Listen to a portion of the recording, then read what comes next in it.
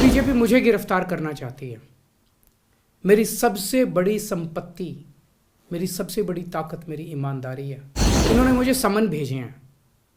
मेरे वकीलों ने मुझे बताया कि ये समन गैर कानूनी है। बीजेपी का मकसद जांच करना तो है ही नहीं।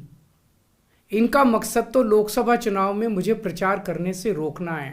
इनका मकसद है पूछताछ के बहाने केजरीवाल को बुला लो और उसे गिरफ्तार कर लो ताकि मैं लोकसभा चुनाव में प्रचार ना कर पाऊँ। शराब घोटाला, पिछले 2 साल से ये शब्द आपने कई बार सुना होगा। 2 साल से बीजेपी की सारी एजेंसीज कई रेड मार चुकी हैं, कई लोगों को गिरफ्तार कर चुकी हैं, लेकिन अभी तक एक भी पैसे का हेरफेर कहीं नहीं मिला। कहीं से एक भी पैसा नहीं मिला। अगर भ्रष्टाचार वाकई हुआ है तो इतने करोड़ों रुपए गए कहाँ? क्या सारा पैसा हवा में गायब हो गया? सच्चाई ये है कि किसी तरह का कोई भ्रष्टाचार हुआ ही नहीं। अगर होता तो पैसा भी मिलता। ऐसे फर्जी केस में आम आदमी पार्टी के कई नेताओं को इन्होंने अभी तक जेल में रखा हुआ है। किसी के भी खिलाफ कोई सबूत नहीं है, कुछ साबित नहीं हो रहा, खुलेआम गुंडागर्दी चल रही है। किसी को भी पकड़ के जेल में डाल दो। अब बीजेपी मुझे गिरफ्तार करना चाहती है। मेरी सबसे बड़ी संपत्ति, मेरी सबसे बड़ी ताकत मेरी ईमानदारी है। झूठे आरोप लगा के, फर्जी समन भेज के ये मुझे बदनाम करना चाहते हैं, मेरी ईमानदारी पे चोट करना चाहते हैं। इन्होंने मुझे समन भेजे हैं। मेरे वकीलों ने मुझे बताया कि ये समन गैर कानूनी है। क्यों गैर कानूनी है ये मैंने इनको विस्तार से लिख के भेजा है। मैंने बताया है कि उनके समन कैसे गैर कानूनी है, लेकिन उन्होंने मेरी एक भी बात का जवाब नहीं दिया। इसका मतलब उनके पास मेरी बातों का जवाब नहीं है। इसका मतलब वे भी मानते हैं कि उनका नोटिस गैर कानूनी है। क्या मुझे एक गैर कानूनी समन का पालन करना चाहिए? अगर कानूनी रूप से सही समन आएगा तो मैं पूरा सहयोग करूंगा। बीजेपी का मकसद जांच करना तो है ही नहीं। इनका मकसद तो लोकसभा चुनाव में मुझे प्रचार करने से रोकना है। ठीक लोकसभा चुनाव के पहले इन्होंने मुझे समन भेजा है। क्यों? इस जांच को चलते 2 साल हो गए। अभी ठीक लोकसभा चुनाव के पहले मुझे क्यों बुलाया जा रहा है? पहले क्यों नहीं बुलाया?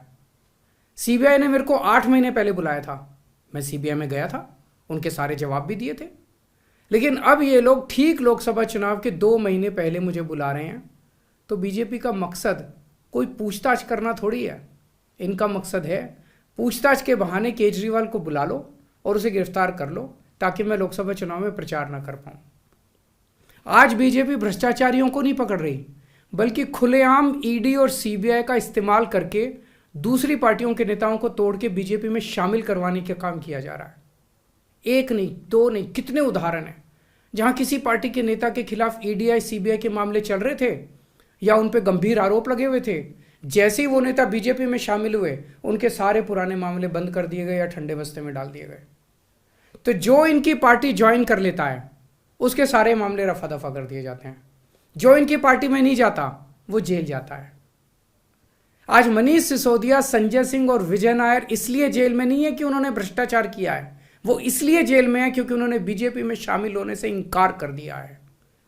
आज हम बीजेपी का मुकाबला क्यों कर पा रहे हैं? क्योंकि हमने कोई भ्रष्टाचार नहीं किया।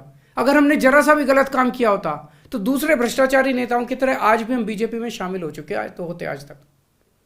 इस तरह देश के ईमानदार नेताओं को जेल में डाल के और भ्रष्टाचारियों को अपनी पार्टी में शामिल करवा के ऐसे तो देश आगे नहीं बढ़ सकता।